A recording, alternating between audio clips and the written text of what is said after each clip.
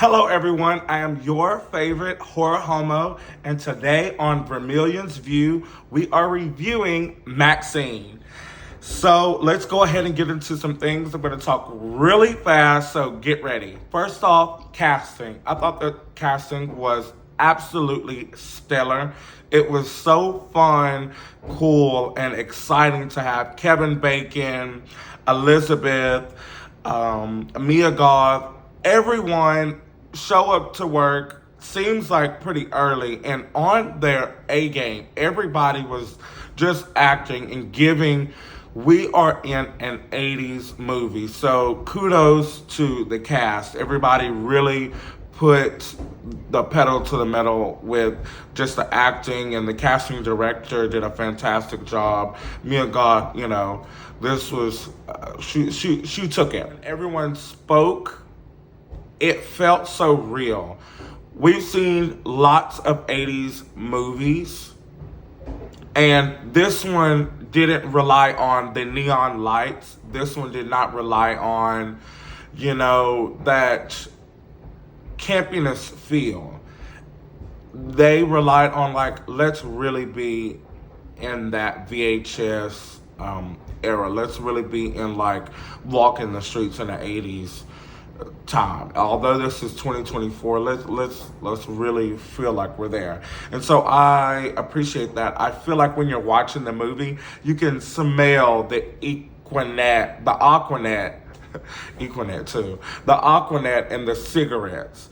I mean, Mia Goth, just the way her presence was on her, with the way she walked and talked, she just had this attitude of just a badass. Now, was she a likable character? If this was somebody that I think an average person would see, no. Passing in real life, no. But as an audience member, you fall for her not only because of her story, but in this movie, the way the tone and the dialogue is set up for her, you're rooting for her, which was actually kind of, a cool little note that I thought about. I was like, is this character likable? Is MAXXXINE likable? Because in X, we didn't really know if we did. And now, is this a girl that she would mess with or not? The kills, they definitely could have done more. I think what they did was just fine and okay. Not mad at all. Let's go ahead and give a round of applause for Ty West, the director. So I've been following Ty West for a couple years now. First time I heard of him is when he did Cabin Fever 2. That one was more of a comedy approach. And he's done television series. I don't think he's done a full horror movie. I think his first debut of a horror film was X. So for him to pull off 3 timely eras of genres of movies, as in an 80s film, a 1920s film, and then a 70s film, is pretty iconic. And for us to witness that all within a 2-3 year span is wow. When you get trilogies or any type of movies, we get them in spurts of, let's get real, 5, 10, 20 years. So for him to pull that off, he did it. Whether it may not be the best of somebody else's liking, you got to give Ty West credit when credit is due. Spoiler territory. So I'm going to go ahead and talk about briefly what I loved. The blood. I loved how the blood looked. It looked fake. It looked like it was an 80s film. It looked like they were trying to make an 80s film. And I love that this movie, that they were trying to make an 80s horror film. I love that MAXXXINE's goal was, I don't want this to happen to the next girl. This story, how they're breaking it down, is someone is chasing her, but they're knocking off everyone around her. And it's a kind of a whodunit slasher. By the way, like I said, I've already said it, I think, but the way the movie looks, it's beautiful. I mean, it's really nice. It looks it looks really good. Not only with the angles, but just the way the scenes come in and slap down and all that. It's just like, it's really dope. Back to what I love. I didn't know who the killer was. I know a lot of people I saw online, they said they knew. A lot of people suspected that they knew who the killer was. I was on my, I wasn't on the edge of my seat the whole time, but I didn't know who it was because the director was giving me it could be her. She had a cool motive. I was thinking, I was like, it could be her because she needs a horror film to make. You know, it could be the detective. We've already seen this story so many times. It could be, you know, I just didn't know. With these type of whodunit, you don't know whose motive it is. It could be the best friend, you know. So I would have loved it if it was a sister or a family member of Pearl's. But yeah, I thought that, we're still sticking to what I love. I thought it was okay that the killer was her dad.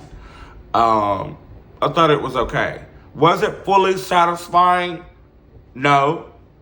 Was it okay? Yeah. I'm not mad. I'm not mad at all.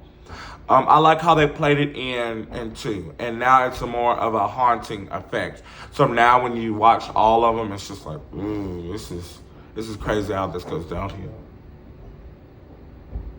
I always get scary when I record these horror movie reviews, and I don't know why.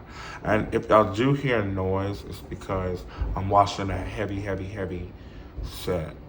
So that's why. And that scared me. But anyway, so it kind of lagged. Right along the middle part, it kind of gave... it was okay that they were a little cheesy, campy. Didn't mind that. But somewhere it kind of lagged. I don't know if that was me and my attention span, but I was like, it's giving airtime. It's giving they need runtime. I was like, this could have been cut down some. With this movie, you don't have to watch Pearl at all. There's cute little, like, you know, flashes, but you don't need to watch Pearl at all. That's not coming from me being a hater of Pearl. I'm just saying you don't need to. Pearl has nothing to do with this. It's good for you to understand it and of her trauma, but really don't. What also I hated, I wanted to see more kills. I wanted to see, I thought the gore was okay and nice and clean. They could have done more, and they know they could have. I think that they wanted more of a story and more of a substance and a base. And I think they wanted to possibly build up for a fourth movie. I think that the kills should have been elaborated a little bit more, and we could have seen more of those girls that went missing or killed, or I just wanted to see a little bit more. Now, the fourth movie, is it a possibility? Can we do this? What's my take on it? I say, sure, why not? Was MAXXXINE a cash grab? It was almost a cash grab. It kind of almost gave me cash grab. Is a fourth movie, is there going to be a fourth movie? Can I do it? I would say do it. But how they do it is do a true Hollywood story. Where is MAXXXINE now? The rise and the fall of MAXXXINE. Like, what happened? You know, I think that would just be sickening. You know, a lot of people, I get it. This is about to end because I'm getting freaked out. I'm a little scaredy cat, but I love horror movies. Overall review. I think that the movie was okay. I rushed to the theater and I was excited. I loved that it was somewhat hyped. But as I'm sitting there, I'm like, this could have waited. You know, this was nothing to see early. I think I got a little bit too excited. But yeah, it's not bad, and I'm proud. I would see it again. I wanted to give it an 8 so bad. I would love to give it a 9. But as of, I'd have to give it a 7.5. Yeah. I think it looks better than all the other ones. All right, that's it. That wraps up my review. I want to thank you all so much for watching Vermilion's View. I hope y'all have a fantastic day. Please follow me on Twitter. I have it attached in my description and my bios. Please follow me on Instagram and Facebook. That's where you can find me faster and get to see what I'm checking out first. So thank you so much again. I'm so happy y'all are loving these. Until next time, goodbye.